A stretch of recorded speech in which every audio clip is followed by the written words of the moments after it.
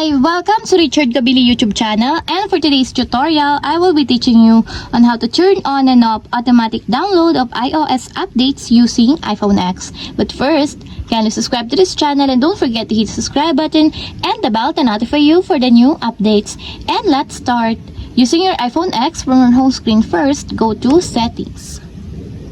Then in the Settings, scroll down and click the General.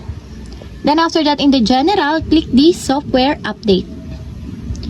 Then in the Software Update, click the Automatic Updates. Then after that, in this part, in the Automatic Updates, find the Download iOS Updates, and as you will see, there's a switch button on the right side of it. Then all you have to do is just click it to enable until it becomes green. And if you want to disable or turn off, just click again the switch button. And that's it. We have successfully turned on and off automatic download of iOS updates using iPhone X. If you have a question, can you comment down below, and don't forget to hit the subscribe button and the bell to notify you for the new updates.